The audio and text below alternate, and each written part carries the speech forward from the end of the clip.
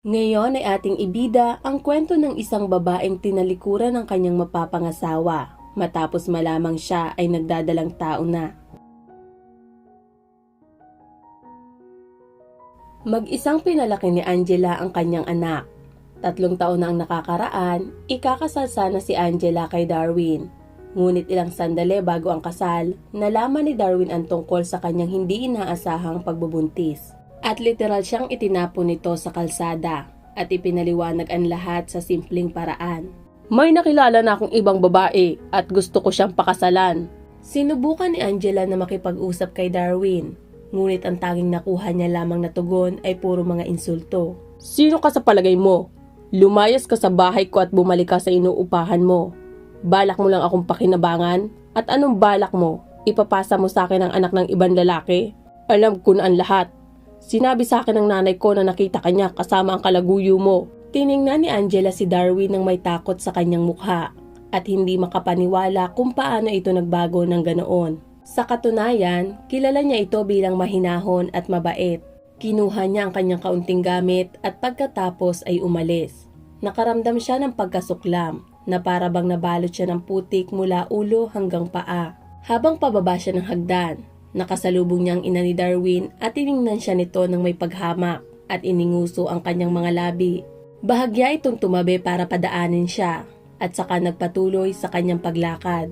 Kinailangan bumalik ni Angela sa kanyang inuupahan kung saan halos muntika na siyang hindi makakuha ng kwarto. Ang lahat ng perang kinikita niya ay napupunta sa mga pangangailangan ng sanggol, kaya naman kinailangan niyang isakripisyo ang lahat. At maging sa pagkain ay kailangan niya ring magtipid.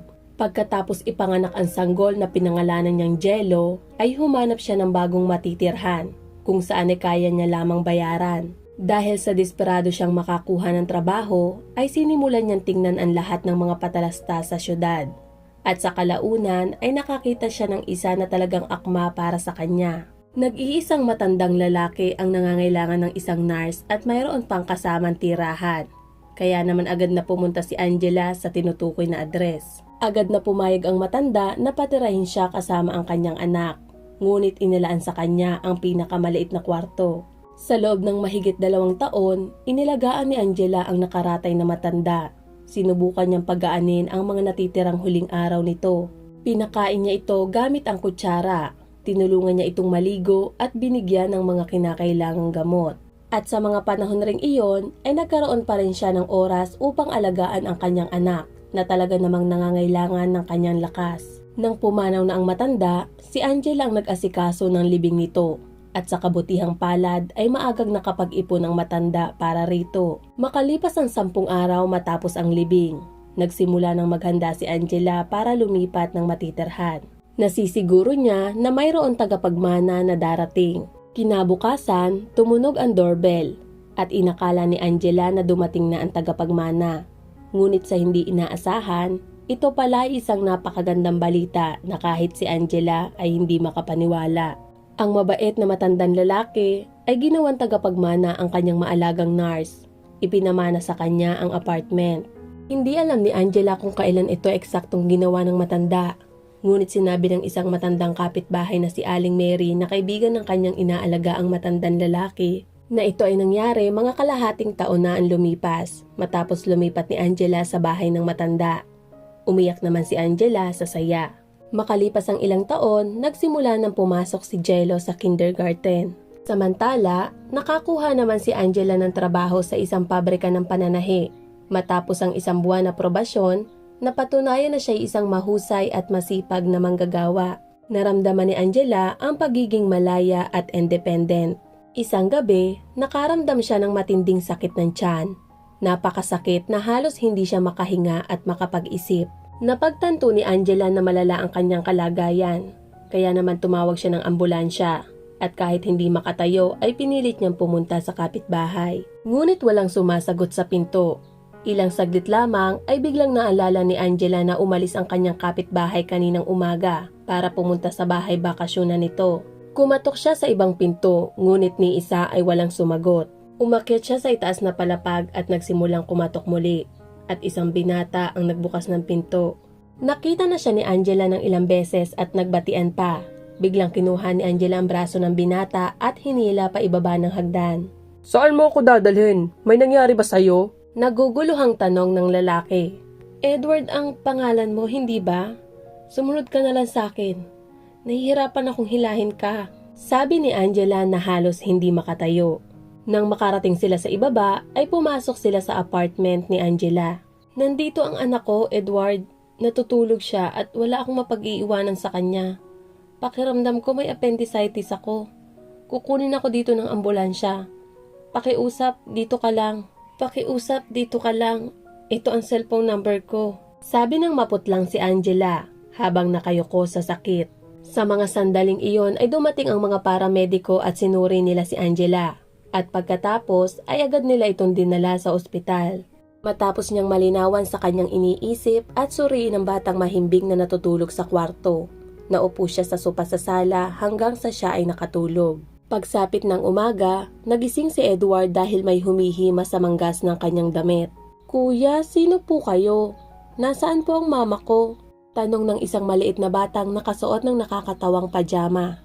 Ikaw si Jello, di ba? At ako naman si Edward. Nagkasakit ang mama mo kagabi at hiniling niya sa akin na bantayan kita. Hindi tayo pupunta sa school? Tanong ng nakangiting bata. Biglang napaisip si Edward.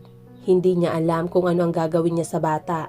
Kailangan niyang pumasok sa trabaho at hindi niya ito maaaring bantayan buong araw.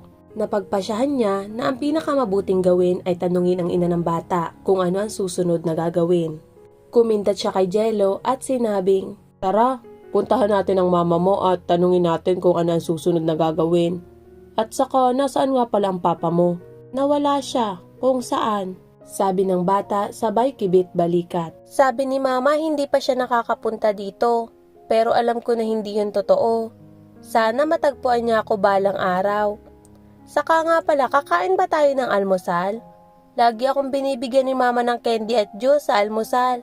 At syempre, ice cream. At muling ngumiti si Jello. Mautak ka talaga.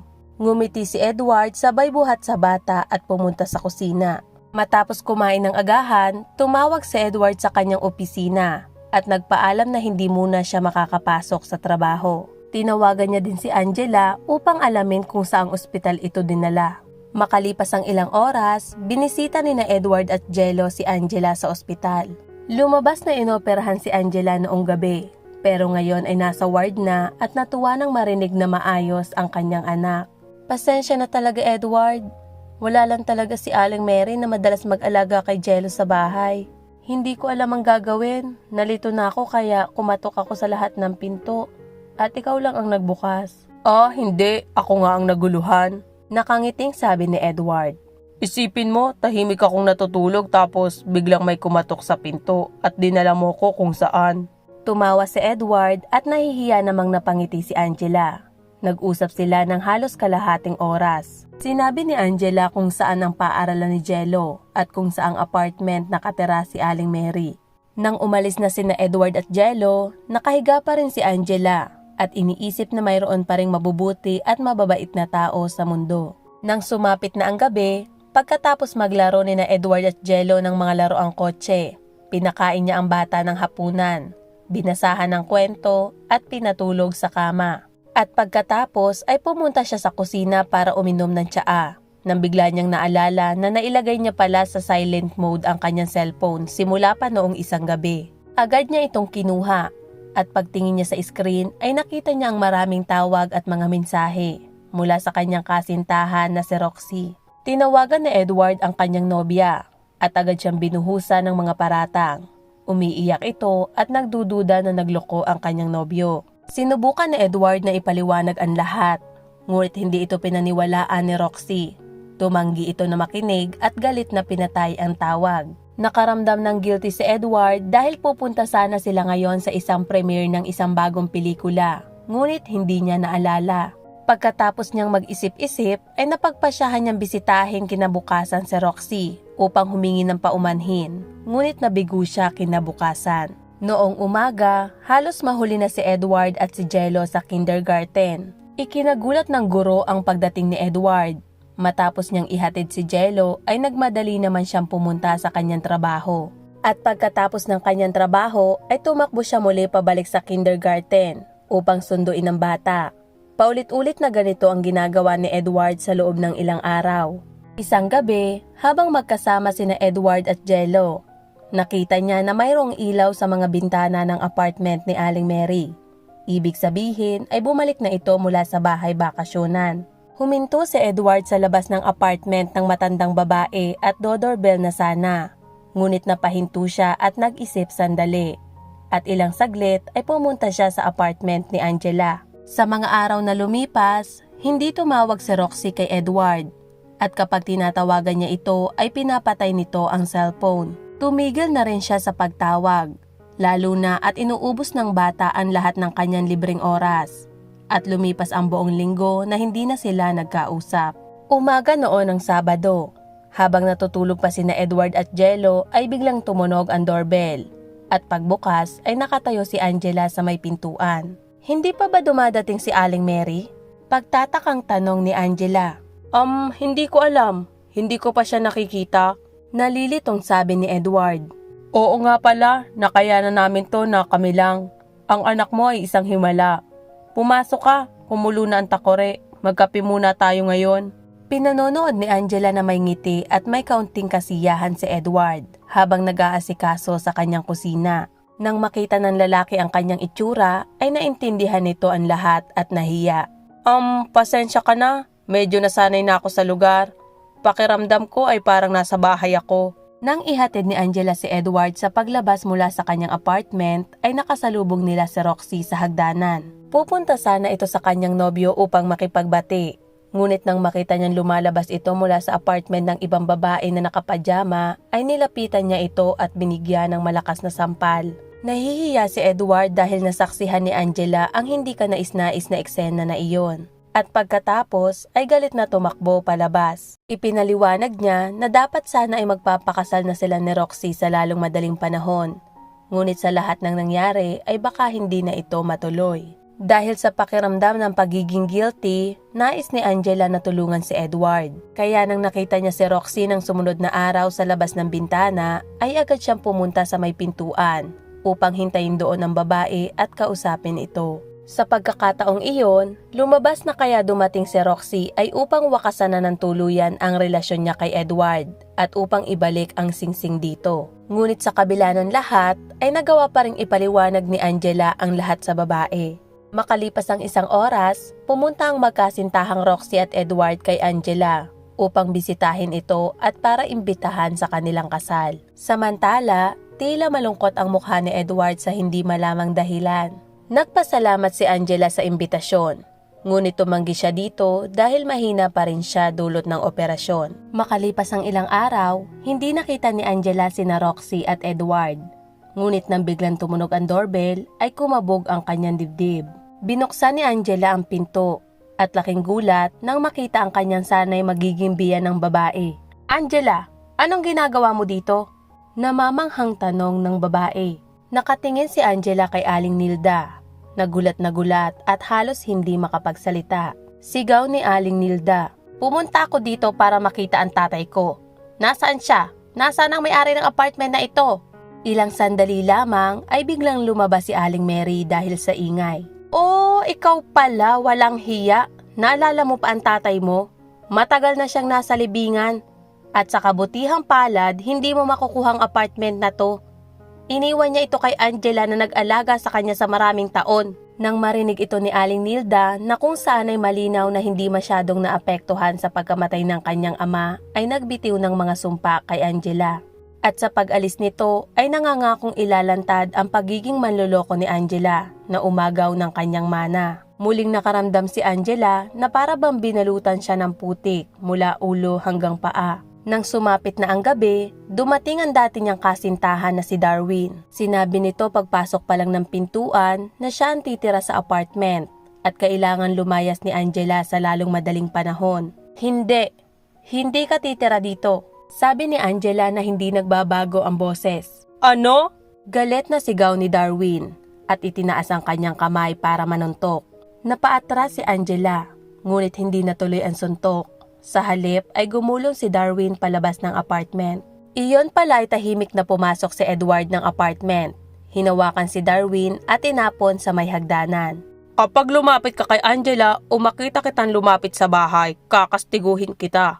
Banta ni Edward kay Darwin. At pagkatapos ay bumalik sa loob ng apartment. At agad na kinarga si Jello sa kanyang mga bisig. Kamusta na anak? Sobrang namiss kita. Talaga bang ikaw ang papa ko? Oo, tunay na papa. Hindi ko agad sinabi sa'yo dahil sinusubukan kong malaman kung kilala mo ko. Sabi ng bata habang lumalaki ang mga mata nito. Alam ko papa, sabi ko na nga ba? Mama, sinabi ko sa'yo si papa ang maghahanap sa atin. Paano ang tungkol kay Roxy, Edward? Nalilitong tanong ni Angela. Makakahanap din siya ng iba. Ikaw ang gusto kong makasama. Papayag ka ba na pakasalan ako? Pumayag si Angela na mayroong masayang ngiti na sumilay sa kanyang mukha. At niyakap naman siya ni Edward kasama si Jello. Naisip niya na sa wakas ay nasa bahay na siya. Salamat sa pakikinig at sana ay may natutunan tayo sa kwento ng buhay ni Angela. Ito nga pala ang inyong ineng na nagsasabing, laging may inihanda ang Diyos para sa iyo. Isang susi para sa bawat problema. Isang ilaw para sa bawat anino.